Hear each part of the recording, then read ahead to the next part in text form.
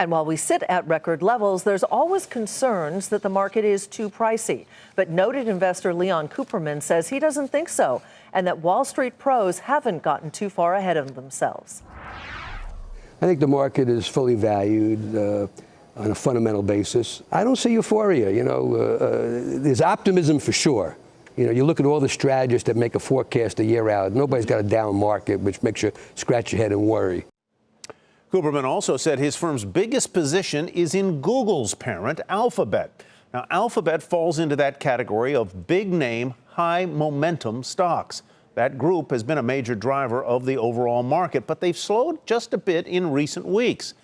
And they're not alone. Other so-called momentum names have been dragging a bit as well, and that has some market watchers concerned. Bob Pisani has more. August is typically a down month. The S&P 500 has dropped an average of 2% this month since 2010. And right on schedule, the August slowdown is sort of emerging right now. So the issue is whether this will morph into something a little bit bigger. Right now, after an exceptionally strong June, the S&P 500 has gotten stuck and is treading water really for the past 3 weeks. High momentum technology shares, though, have slowed down and fallen off the new high list. So FANG stocks, Amazon, Netflix, and Alphabet, they've all lost steam. Semiconductors, another big momentum play, have also weakened. The semiconductor ETF topped out in June. It's about 7% off its highs. Energy stocks, which were expected to supply a big chunk of the earnings gains in the second and third quarter, have been disappointing. So this week we've seen Apache, Oasis, Concho, Noble Energy all down on earnings. Okay, so does the loss of momentum names necessarily mean that this rally's over?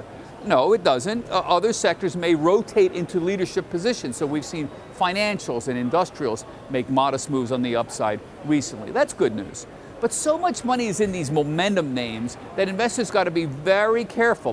When you're dealing with momentum stocks, a gradual shift in momentum can suddenly lead to a bout of very heavy selling. Bulls were looking for a further breakout after second quarter earnings rose 12%. That's great. But the overall reaction of the market's been, nah.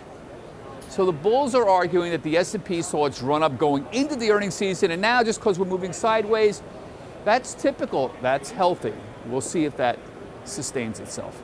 For Nightly Business Report, I'm Bob Pisani at the New York Stock Exchange.